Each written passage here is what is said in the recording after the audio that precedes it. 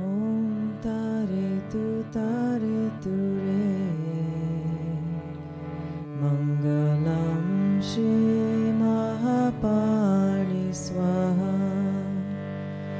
Om Tare Tu Re Mangalam Shri Mahapani Swaha Om Tare Tu Re Mangalam Shri Mahapani Swaha Om Tare Tu Re Mangalam Shri Mahapani Swaha. Greetings, everyone, and a warm welcome to the Lama Life livestream event with Lama Tsultrim Allione. I'm Dreamy, connecting with you from Poland. Whether you're here live or tuning in through the recording, it's so wonderful to have you with us today. At Mandala, we're committed to being a welcoming, open, and safe community for practitioners and students of all cultures, races, religions, genders, sexual orientations, age, ability, and circumstances. May the teachings we receive today from Lama Tsultrim resonate deeply within each one of us. Over to you, Lamala. Thank you. Thank you, Dreamela, and welcome everyone.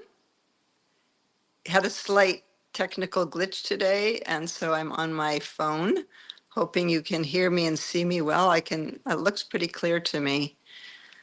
So would love to hear where you're tuning in from. And it's always amazing to see how international our community is. And as we're doing that, let's check in with our own bodies. Take a deep breath. And as you breathe in into the earth below you, wherever you are,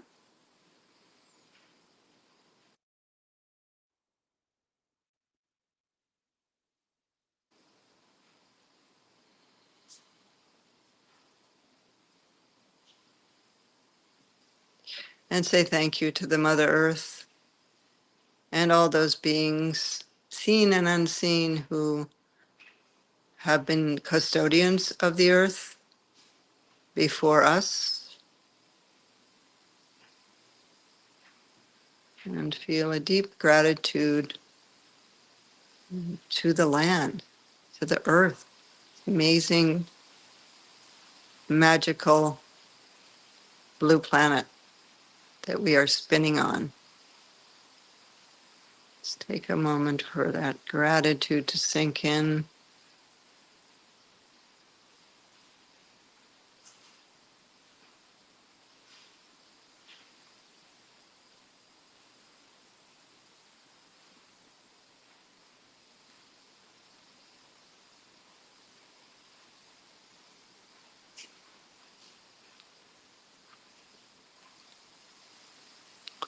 I'm in Costa Rica, one of the few countries in the world that has no army. And the way they greet you here, saying goodbye and hello and pretty much anything in between, they say pura vida, which means pure life. So pura vida to all of you from Costa Rica. This is our first Lama Live of this year. The last one was actually New Year's Eve, and we made some vows and commitments, wondering how you're all doing with your New Year's resolutions. I followed mine. Yeah, I made mine last week too. So let's take a moment and generate bodhicitta. Bodhicitta, bodhi is awake, and citta means heart or mind or thought. So it's usually translated as the thought toward enlightenment. But in the Dzogchen teachings, bodhicitta means the primordial state, our already awake, primordially enlightened being. That's the meaning of bodhicitta. And these teachings that I've been giving from the Semde lineage, the word is used a lot. And Namkha Norpa Rinpoche, who taught about Semde, always emphasized how bodhicitta really means something very different in Dzogchen.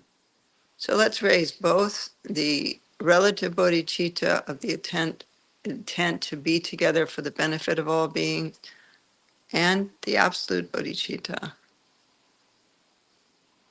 the true nature, our already awakeness. Let's tune into that as well. And that is effortless. There's no strain in it because it's already there.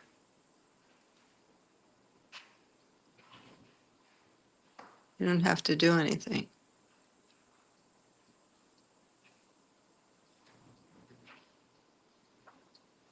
And also the relative bodhicitta, where we actually raise the thought toward enlightenment. We raise our hearts with the aspiration to be a benefit to sentient beings.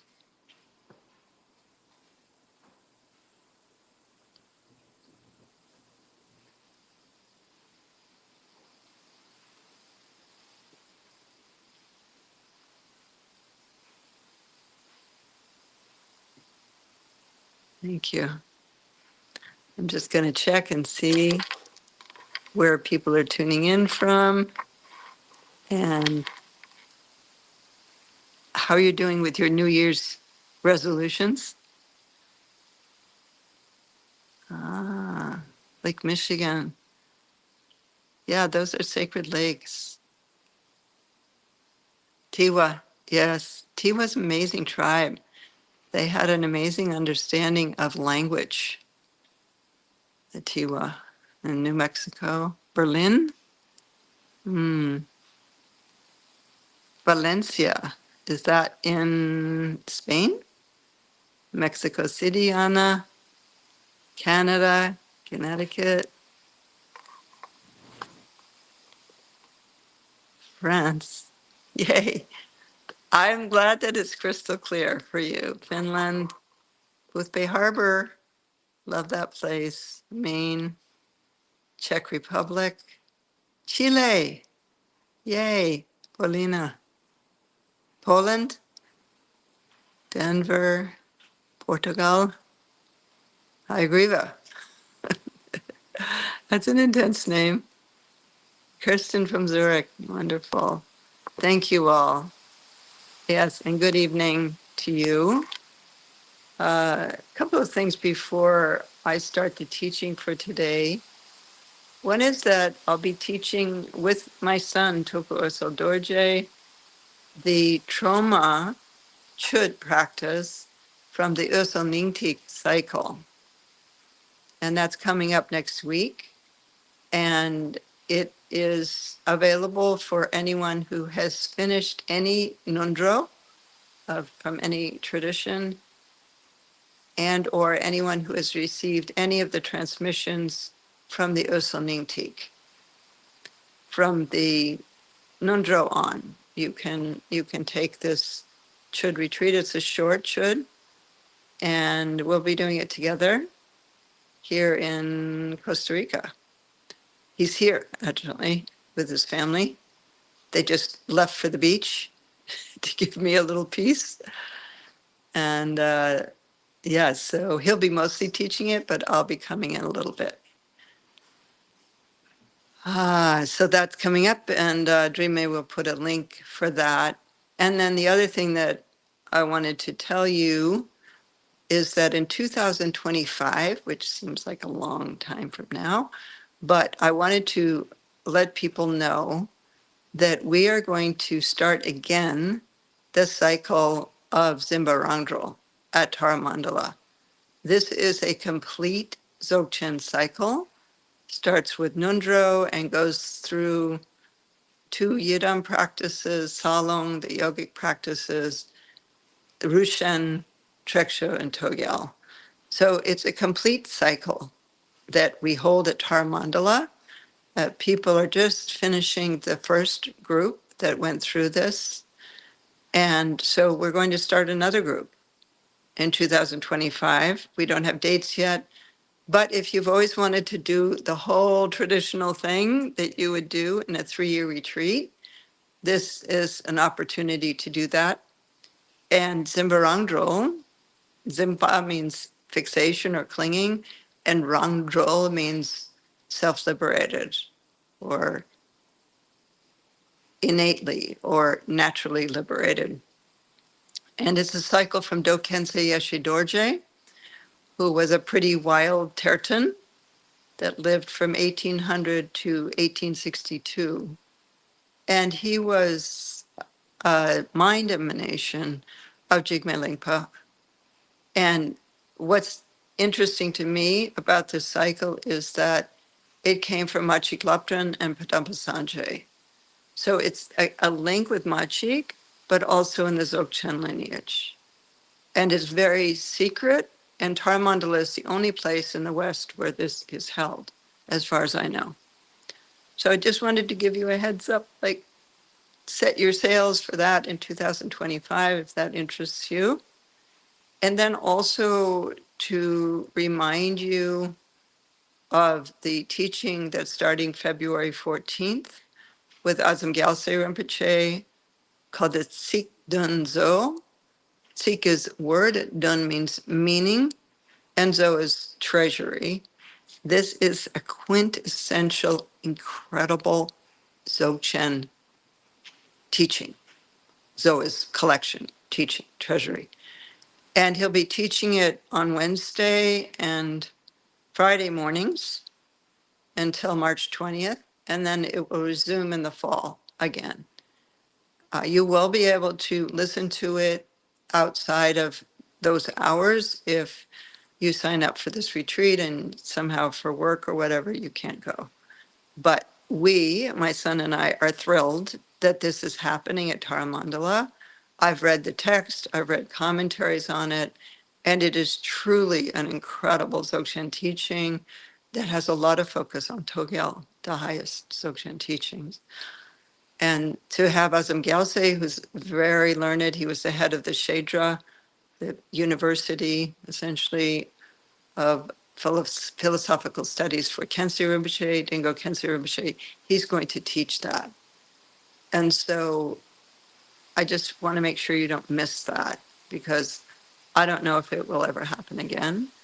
And it's very precious and very unique. And then there's some other shorter programs, talks and so on that will be coming up that Dream will talk about at the end. But those are two kind of unique things that I wanted you to be aware of. And let's just see what else has happened. Here, Key West, okay, California, Pesonintic. Yeah, okay, great. Well, thank you all for tuning in. And it's precious to be with you.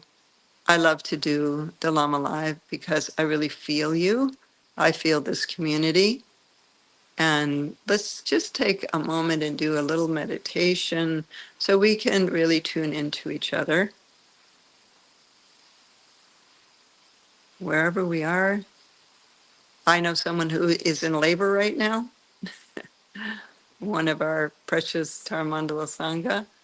So people are all different places. Also, I don't know if you saw my announcement of the passing of Jacqueline Jens, the incredible Dakini Sangha member. I wrote about her on Facebook and Instagram. So all kinds of different things are happening to all of us. So let's take a moment and rest your mind, rest your body.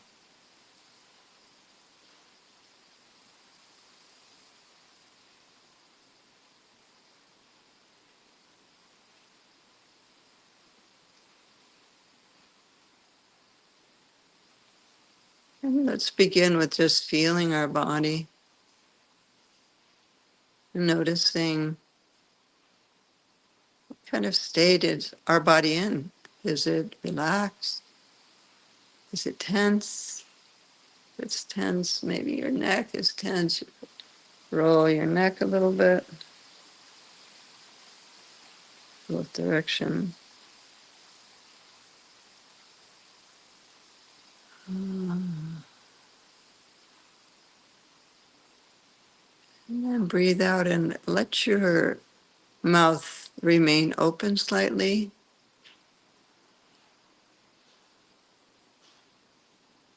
Raise your gaze to the sky or to wherever your gaze rests. Perhaps it's on a wall or a window. Maybe you're outside. Just rest your gaze.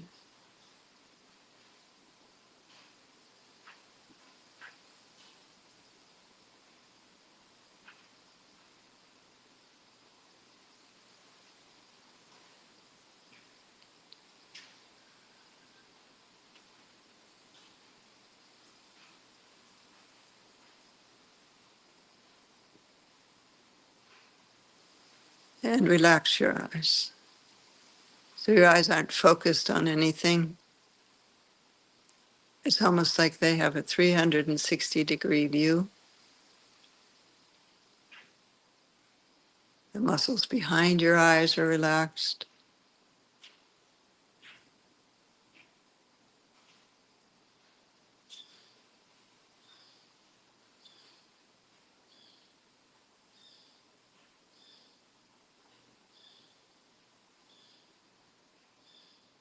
Jaw is relaxed.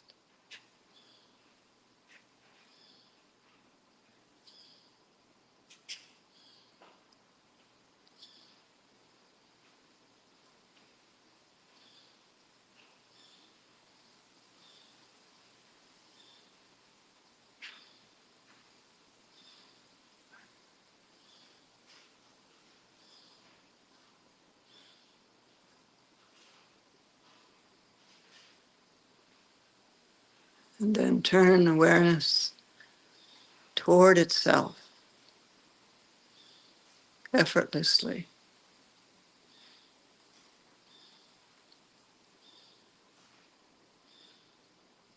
You have awareness, the awareness that knows that you're present, that you're alive. But what is that awareness? Turn and look. And as you look, you won't find anything.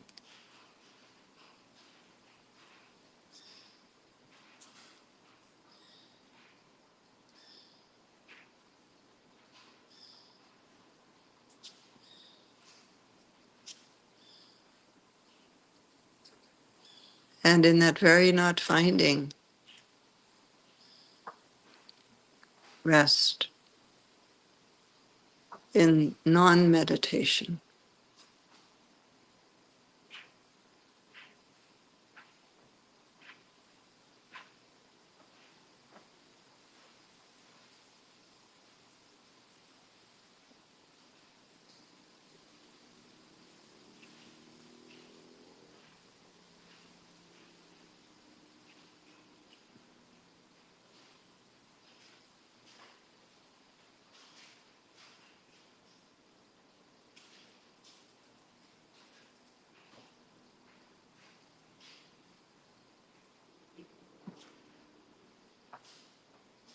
Just rest.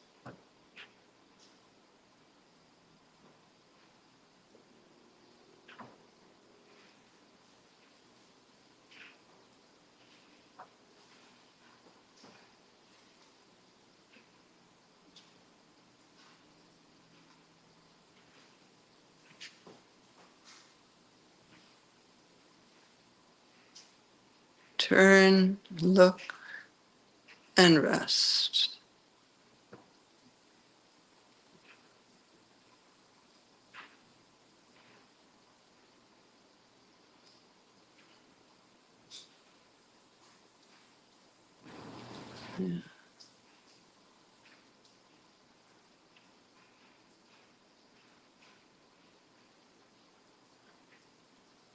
Yeah. Just rest. I'm seeing a vulture flying, and the vulture's actually not moving its wings. It's just letting the wind carry it, floating, moving up and down slightly. So let your mind be like a vulture flying.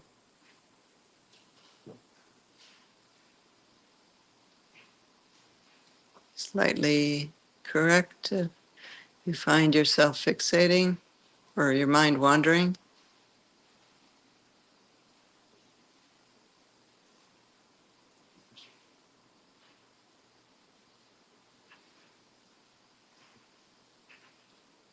Enjoying effortless presence.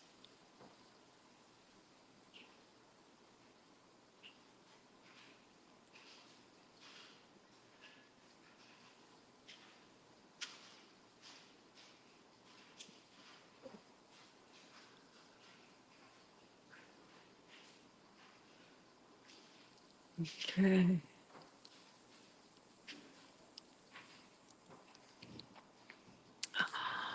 Hi, everybody.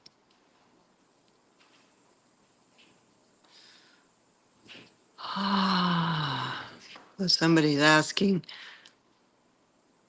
how can we create more peace in the world except living the Buddhist way of life? Donate money to peace organizations. I'd love to, but I don't know where. Yeah. It's really hard to know what to do right now.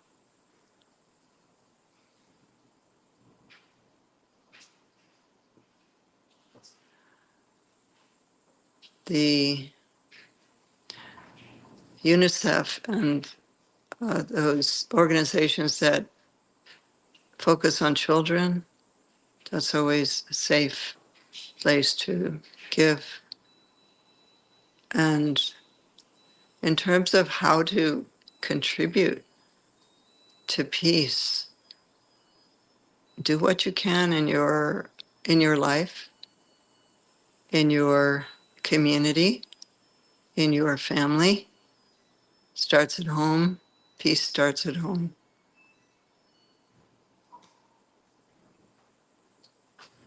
And then spread that out in your meditation to all beings everywhere. I believe that meditation is activism. I believe that our meditation does have an actual impact in the world.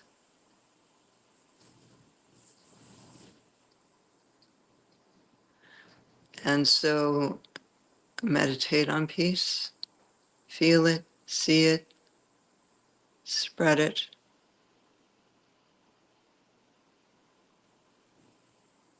Donate where you can. And now the situation in Gaza is really in the foremost of many of our minds. But let's not forget Ukraine. Let's not forget Japan with the earthquake. There's so many places to be concerned about. And I like to, in my meditation, touch in on whichever ones come to mind and send some peace there, some relief from suffering. Spread it to those places.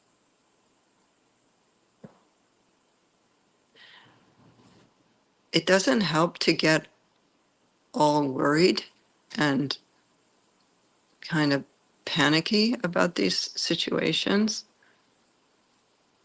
And it also doesn't help to ignore them.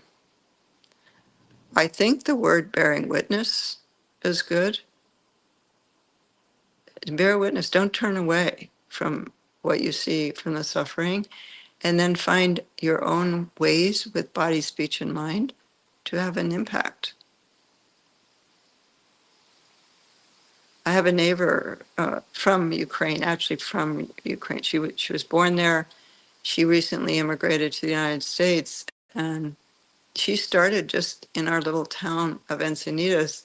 She started a movement for her town, Korshan, in Ukraine, and she's just raising money for that. And they've bought emergency vehicles. They've gotten food and medical supplies. So it's very specific and focused. So that can be a good way also when you just know that it's maybe going to someplace strong or small, but it has a focus. Can maybe feel like it's having more impact than if you give to a huge organization. So, yeah, let's not forget Israel. Yeah, of course.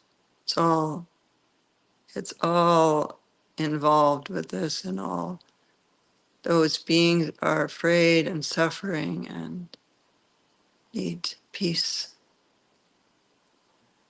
So, yeah, Mani, you've been getting overwhelmed in Tonglen.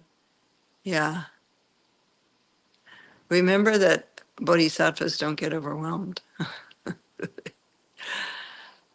There's room. There's room. You can handle it. You can handle it because you are immeasurably vast, and your enlightened mind has no limits. You can handle it, and just don't grasp, don't cling. Bear witness with compassion. Think about Tara. Tara is the female Buddha of compassion, right? She's smiling. Think about the Dalai Lama, all the suffering that he bears witness to every day. He's smiling. You can hold the suffering and still smile, bearing witness.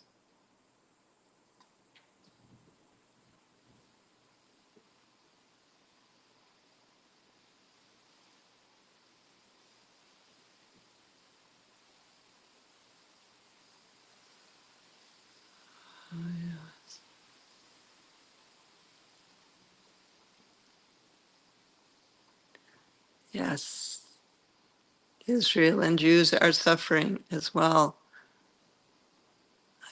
I said that. Let's keep our minds vast and holding everyone, all beings. That's what Tara does. That's what the Buddha does. Nonpartisan.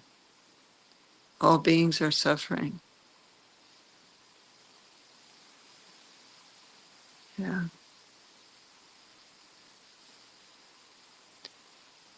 Someone's asking for a red Tara mantra. Yeah, we can do that. I'll ask Lopan Chandra maybe to do a Lama Life and introduce one of the red Taras.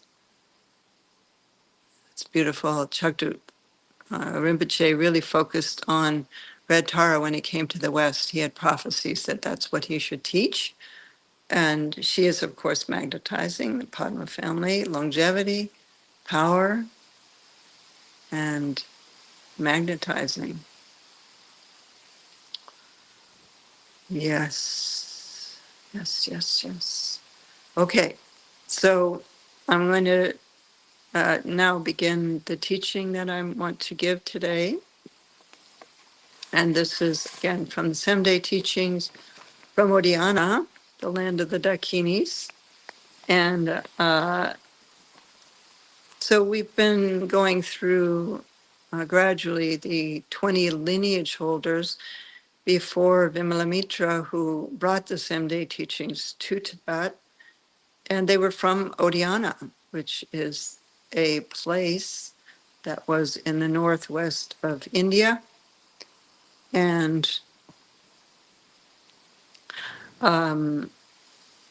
exactly where it was, we don't know, but scholars believe it was in the Swat Valley, which is actually north East Pakistan. It was apparently an incredible Dharma place, and there were many women teachers there, and that's why it was called the land of the Dakinis. And Chögyal Namkhe Norbu Rinpoche actually had particular dreams about one of those women teachers named Kumadevi. Somebody wrote to me this week and said, can you talk a little bit about Kumadevi and Namkhe Norbu, and also Seyogar and the Dzogchen community area in Western Mass, because he's moving there. So I'll talk a little bit about that. So Kumadevi was one of the lineage holders, one of these 20. She was considered a princess. The word that's used in Tibetan is semo in the Tibetan text. That could be just noble daughter, or sort of like a high-ranking daughter or a female. So whether she was literally the daughter of a king, I'm not sure. But she was a great yogini. And she was one of the teachers of this lineage. And so she was a Dzogchen master. And she began to appear to Rinpoche, Namkhe Norbu Rinpoche, in the early 90s. And particularly in this area of Western Massachusetts, near Shelburne Falls, where the Dzogchen community has land. He was in retreat on that land, and he began to have dreams of Kumadevi. Before that happened with a whole series of dreams that led to him teaching the Vajra dance.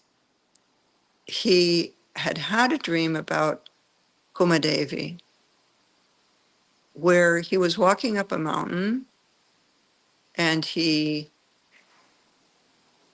saw a stone that was glowing. This is his dream. He looked into the stone and kind of looked at it, it was glowing. And then all of a sudden, he was transported into another dimension. And in that other dimension were beings, but they weren't human. They were kind of looked like penguins. They had scales on their bodies that looked like peacock feathers. They kind of walked like penguins, but they could fly. And he asked one of them, where am I? And they kind of tapped his hand and said, wait, I don't understand Tibetan. They indicated that. I'll go get somebody that does. And so then that one went away, and another one came back with the original one who did speak Tibetan and was somebody that was a reincarnation that Namkhe Norbu knew. And so he asked, where are we? And they said, Oea. And why are you here? Why are you gathered? Because there were a lot of these peacock scale covered beings gathered on a kind of hillside. And they said, because Kumadevi is here and she's going to speak, teach. And so he said, oh, where is Kumadevi? And then the one that spoke Tibetan sort of tapped him on the arm and said, follow me, and then took off flying. And then he was waiting like, I can't fly. And so that one came back and then led him up a hillside. I have a very vivid image in my mind of this. For some reason, I always see him like sort of this left-hand hillside, and into a cave where there was a being, female, a statue that looked like Tara, but had the left leg extended instead of the right, and had in her hand a crystal ball. And inside the crystal ball was rainbow light that was moving, like swirling. And this was Kumadevi, but she was a statue. and he sat in front of her. And then they began to sing the Song of the Vajra. And this is a song in the language of the Dakinis that activates certain points in the body. And then Kumadevi became alive and sang the Song of the Vajra and transmitted into Rinpoche each point in his body that the different syllables went to. So it begins Ima Kiri Kiri. And so let's say, this isn't how it was, but just let's say it, A is the shoulder, and then it goes down in Ma to the left hip, and then crosses over to the kidneys and comes up, whatever, that moves around with the sound. And he was tracking this very carefully, like where each syllable went in the body. And at the end, he could remember that. And then he woke up and he wrote it all down, where in the body those sounds went. And so that was the beginning. And then he had a series of dreams of Kumadevi where she was appearing to him and teaching him these dances. And then ultimately, he also received a sadhana of her practice and so on. And this all began in Segyalgar. And now, in this place, in Hawley, Massachusetts, I believe it's called Khandroling, or Khandroling, I think, or Khandrogar. They have land up on a hill, and somebody donated a lot of funds to create a hall for the Vajra dance to take place in. And it's there, and they practice there. So that's a little bit about that. But that's not what I'm teaching today. Today I'm going to teach on the first Kukuraja. Kukuraja means Lord of the Dogs. There are different Kukurajas in the Siddha tradition from India. This one is from Odhyana. It could be the same one that's mentioned in the tantras in the Siddha tradition, or it could be a different person. But anyway, Lord of the Dogs. And his father's name was Kukuraja Gatu, and his mother was named Dawa Dachen, and Dachen, and he was a monk, and he learned the 5 branches of knowledge. So in Buddhism, these 5 branches of knowledge, and so they are grammar, medicine, the arts, logic, philosophy. So grammar, medicine, the arts, logic, and philosophy. He knew all of that. And then he also knew the 18 tantras of the Mahayoga. And so there's different people categorize these 18 tantras in different ways. The way Longchenpa did it was that there was body, so 5, body, speech, mind, and the navel is Yonten, which is accomplishment, and then the secret place is Chinle, which is enlightened activity. So those 5. And so that's just how we categorize the chakras. These tantras aren't located in or associated with those chakras. So then there's each one of those has body, speech, and mind aspect. And so that plus 3 general tantras makes the 18. So in other words, he was very learned. He was not just a wild yogi. He was actually a very learned monk. And he aspired after the essential meaning. And so he asked Astantra Aloke, who we talked about last week, to give him the essential meaning, the essence of the teachings. And the latter taught him this. So all of these have the previous one teaching the next one, and then the next one says what their teachings are. And so as Tantra Aloke, now teaching Kukuraja. Okay, so what did he say? And what did Aloke say? He said, it is thought that creates the duality of mind and object. So I looked at the Tibetan. The word that's used here for thought is namtok. Namtok is one of the first words you'll learn in Tibetan if you're studying meditation or learning meditation. Namtok is your discursive thoughts. We have plenty of them, right? You're probably having them right now. It's just all our little blah, blah, blah thoughts. Trungpa Rinpoche sometimes called it subconscious gossip, which I like. You know, that quality of gossip, just something that's kind of going on under the surface. People are gossiping. Well, you're doing that in your mind. You're subconsciously gossiping.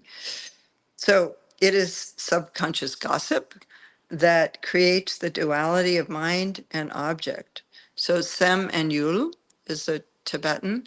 Yulmi is the object. So anything that you think of as separate from you is the Yul. It's the object. So it's discursive mind that creates that duality.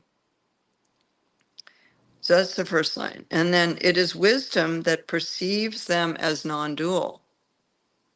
So discursive mind makes them dual, and wisdom makes them non-dual. Them meaning mind and objects. So let's pause for a moment and see if we can have an experience of that non-duality. So just look at whatever is in front of you and think of it as objects. There's the door, there's the window, there's the couch, there's whatever.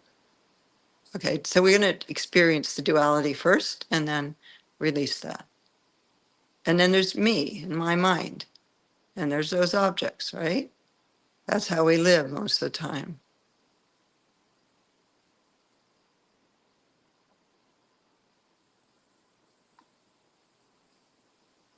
And we're reacting to them all the time, especially if it's other people, but we're reacting to the objects all the time. Oh, I should clean that up, or, oh, I need to close that door, or need to fix that window, or I want to read that book, whatever. We're reacting to the objects around us all the time. Okay, now release that so that the mind and those objects are not two. We realize that all that is just a projection of our mind. It's not something separate.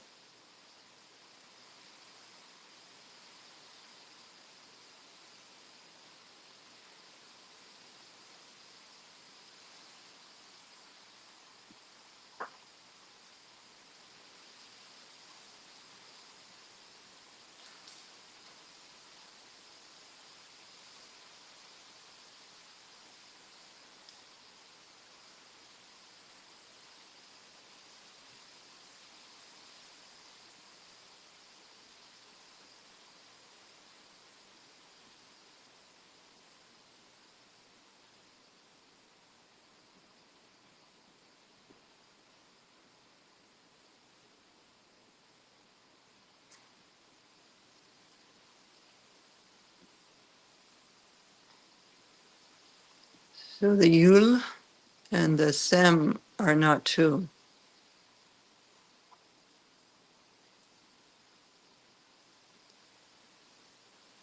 That's wisdom. So if anybody asks you, what is wisdom? You can say, mind and objects of mind, not two. That's wisdom. And then the next line is Gompa, or meditation, means understanding there is nothing to enter in or exit from. So this word that's used here is Jungjuk, and it's the understanding that putting in what doesn't belong and taking out what shouldn't be taken out. That's Jungjuk. Sorry, it's Jungjuk Mei is not doing that. Jungjuk is doing that, putting in what doesn't belong and taking out what shouldn't be taken out. So what does that mean? It means all the inferences that we put into those objects, all our judgments about it and them, as well as everything that we derive from that, to basically stop doing that. Just be there, be present without those judgments, without that dualism. That not having that is meditation. Isn't that cool? Like that is, yeah, it's beautiful. So then what? Non-grasping what appears is the state of self-liberation. So remember I was talking about self-liberation earlier, Rangdrol. So this is the final line here. Not the final, but almost. Not grasping what appears. So the word for what appears is nang, or nangwa, which I've talked about that word a lot in these teachings. It's a very interesting word. It can also be a verb. So in a way, we are nanging, or the world is nanging. It's appearing, it's presencing. That's another way to put it, presencing. So it's all the phenomenal world is not grasped at. All appearances are not grasped at. So let's try that. So you have all your appearances, right? In front of you, and behind you, coming in through your ears. It's not only eyes, it's all the senses, as well as your mind, which is considered a sense in Buddhism.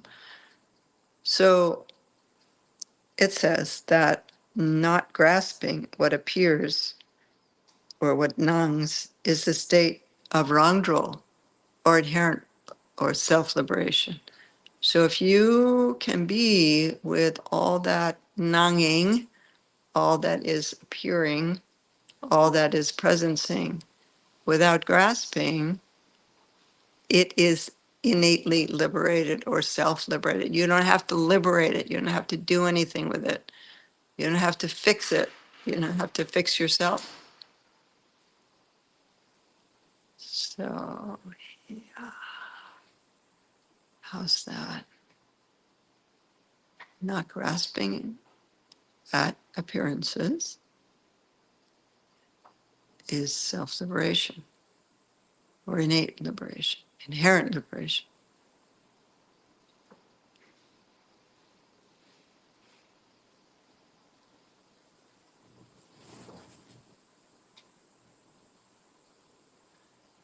You know, one thing that's so beautiful about these teachings is how easy it is. You basically just have to stop all your efforting and all your projecting, which of course that's actually not that easy, but really there's nothing to do. That's the message.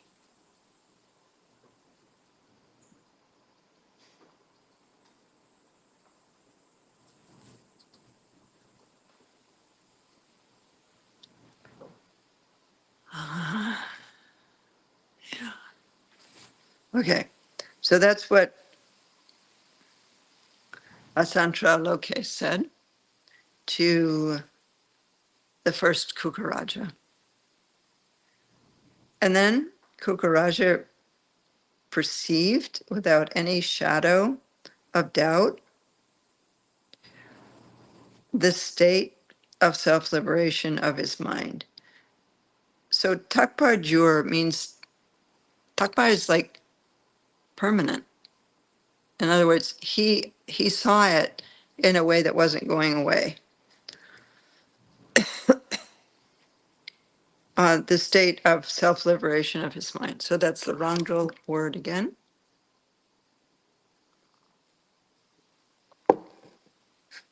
I've always had a special relationship to that word Rangdol because one time, a long time ago, like 1981,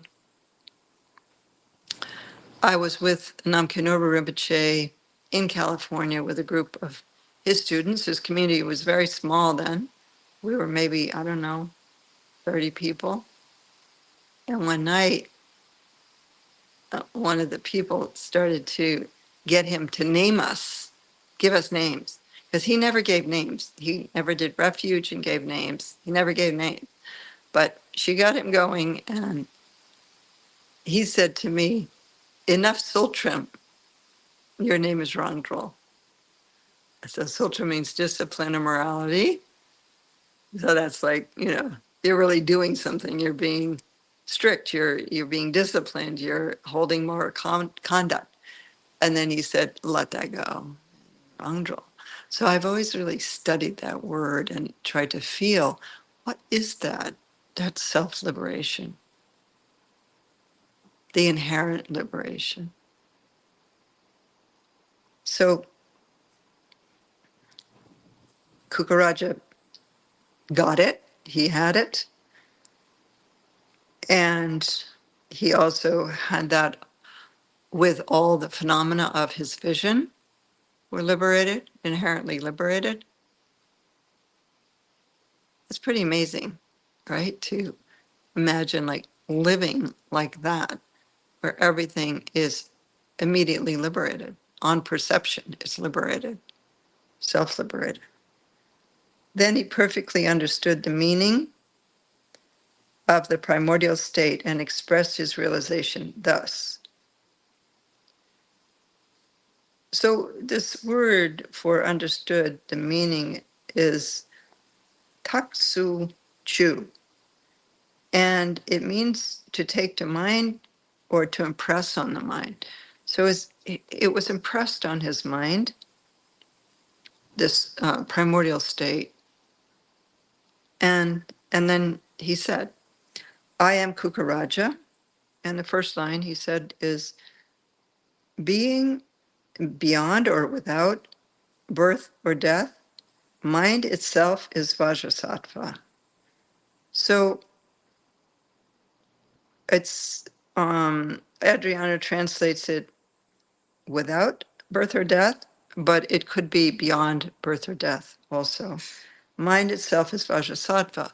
So Vajrasattva is considered to be the Sambhogakaya being who transmitted Dzogchen into the human dimension to Garb Dorje, who was the first human in the Buddhist tradition to receive it.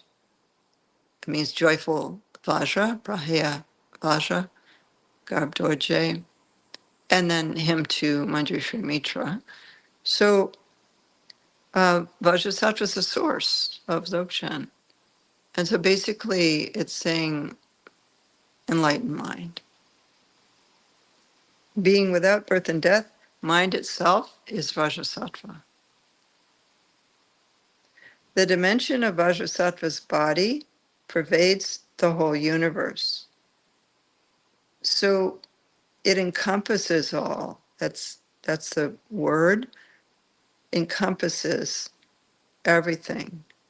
So if you think about it, if Vajrasattva's body encompasses the whole world, it's limitless. And that means that everything is sacred. The whole world is Vajrasattva's mind. and body. So let's look at our world, listen to your world, whatever's happening for you in your senses, and think this is the body of Vajrasattva.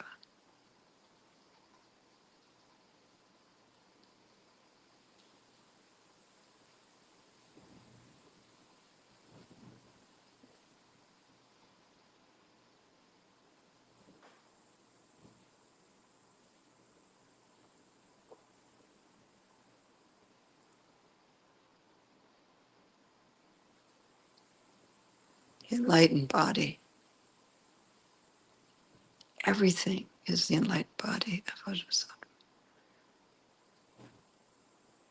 And not even the sky can be an example of it. The dimension of Vajrasattva's body pervades the whole universe, and not even the sky can be an example of it.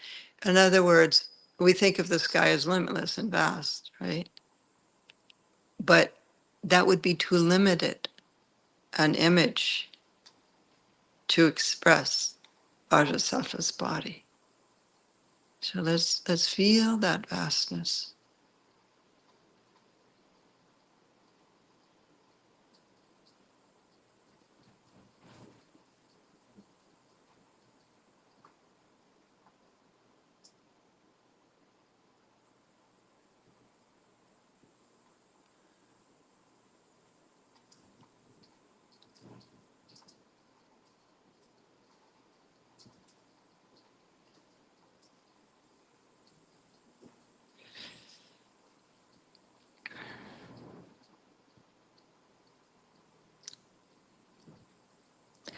Meditating means not being distracted from this understanding.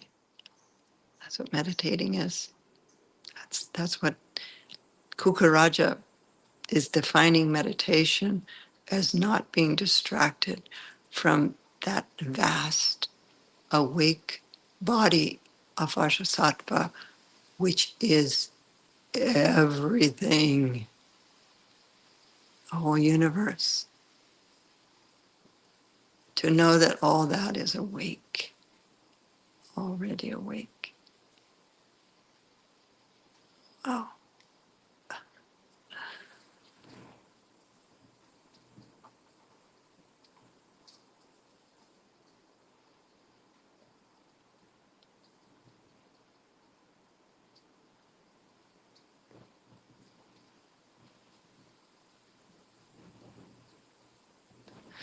So that's the teaching. Just going to open the comments for a minute and just see, how's that for you? Uh,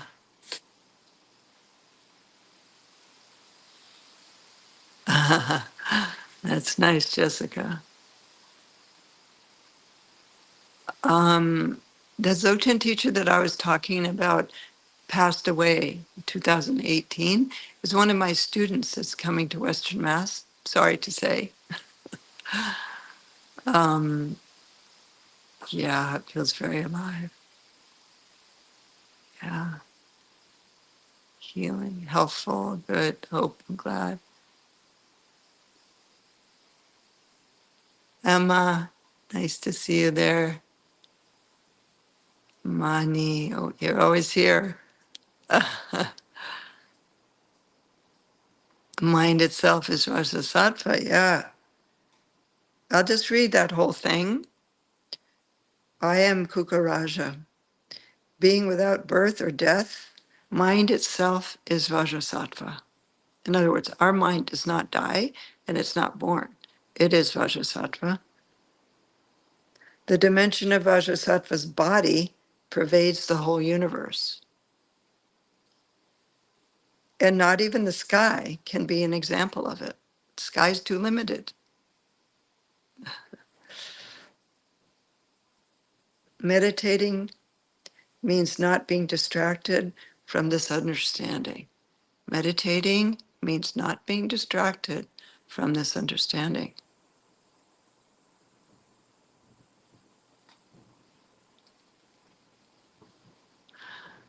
Yeah, Maya, you are not your thoughts.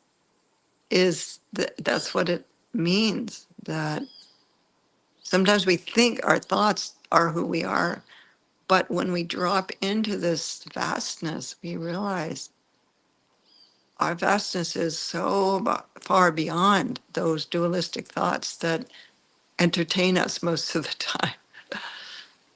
So let yourself drop into the vastness of Vajrasattva's body, the vastness of Vajrasattva's mind. And you might think, oh, Vajrasattva, that's the white Buddha that holds the Vajra at his heart and the bell upturned in his lap. Yes, that's a depiction of Vajrasattva. But Vajrasattva is this. It is this vastness. Yeah. Yes, Amy, practice this meditation.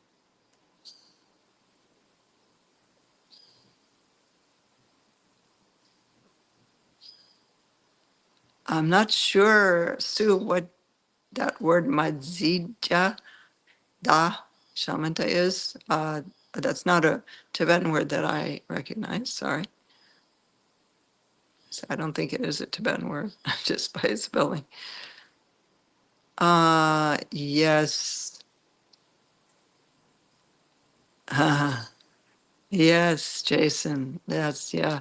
So if you're doing like the relative practice of Vajrasattva, um, purification, we do in Nundra 100,000 Vajrasattva mantras, uh, you can hold this bigger vision of Vajrasattva as you're doing that. If you're doing that more relative practice, which is dualistic, where you're impure, he's pure, and he's purifying you, but you can hold this absolute vision as well. Yeah, Samantabhadra is Dharmakaya, Vajrasattva is Sambhogakaya. So Dharmakaya has no form. Vajrasattva is that dimension of luminosity.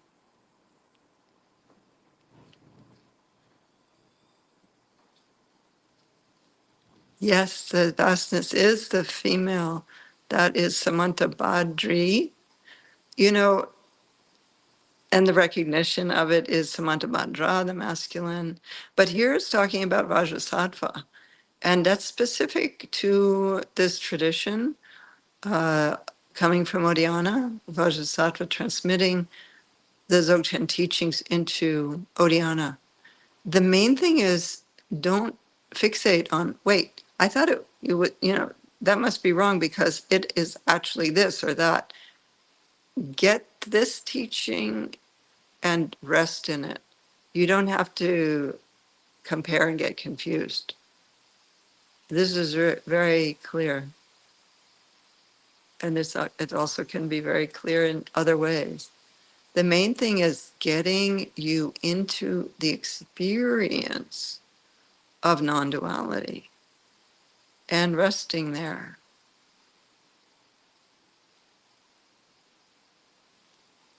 That's right, Maureen. Yeah, absolute bodhicitta. No, hope. No, he's just moving there. He's a young practitioner. But I will be out there in near Western Mass at Omega Institute in June. They haven't put it up yet. They're not going to put it up until March, so you can't register yet.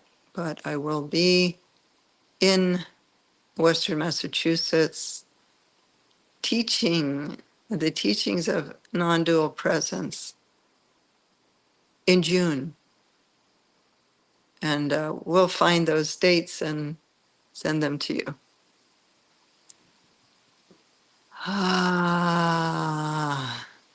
Okay.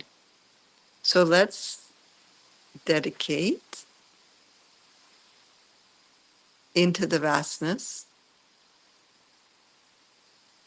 the non-dual merit that we have generated. We do generate positive energy when we enter into these states. And hopefully you touched in on the state of non-duality today. And remember, once you feel it, don't glom onto it. Like, oh, I have to reproduce that.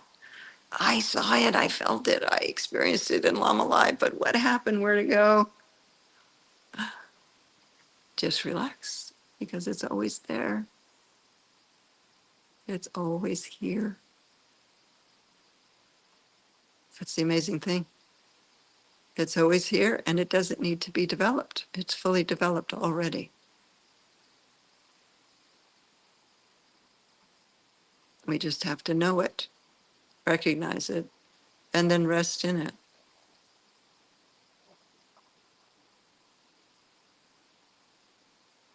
Yeah.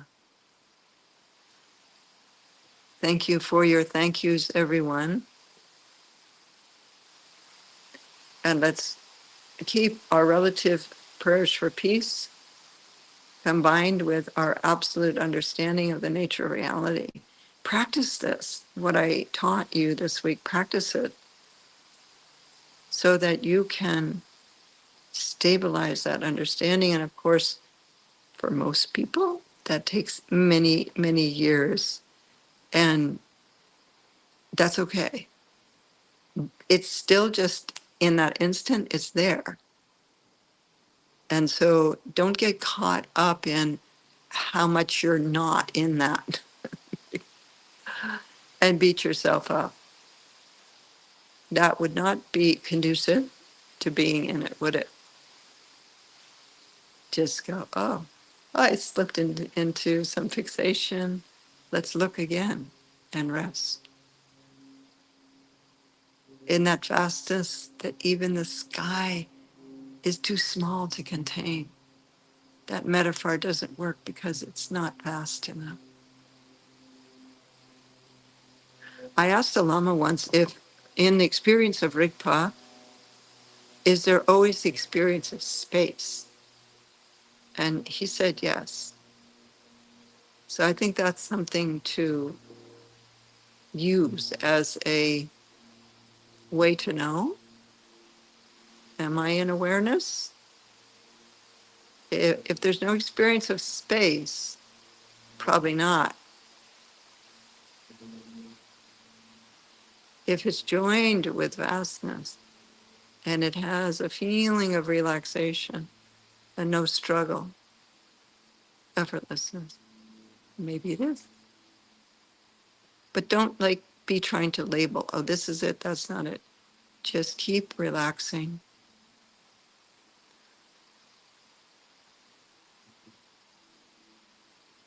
Okay. And I like your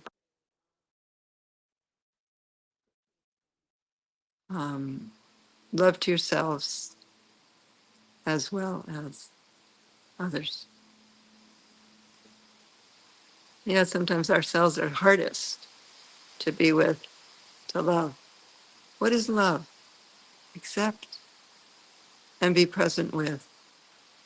Love is acceptance and being present with. So accept and be present with your non-self self. Okay, everyone. Lots of love, and I'll see you next week. Mwah.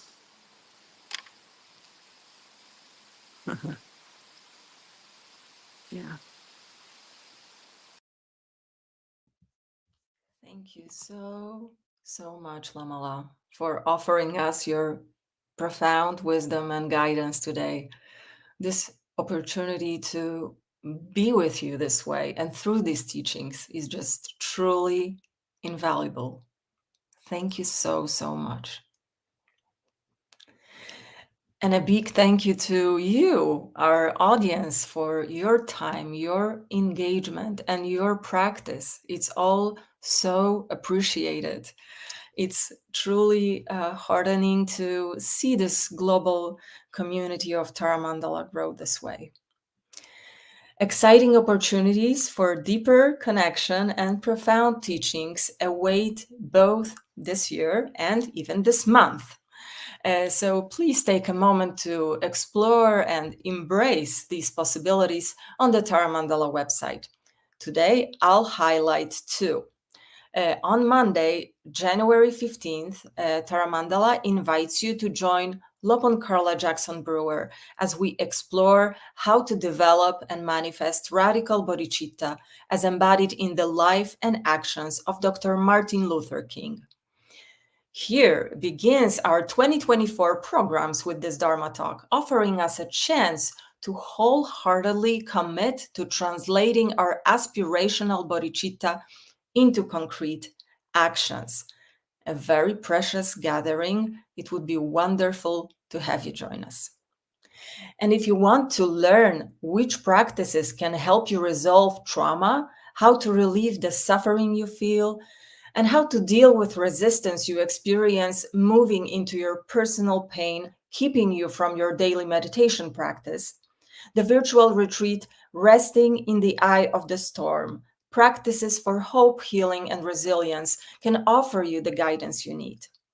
On the weekend of January 27th, 28th, Lopon Pali Ryan will introduce you to numerous methods combining wisdom from Buddhism and modern psychology and neuroscience to skillfully bring suffering in all its forms onto the path of awakening.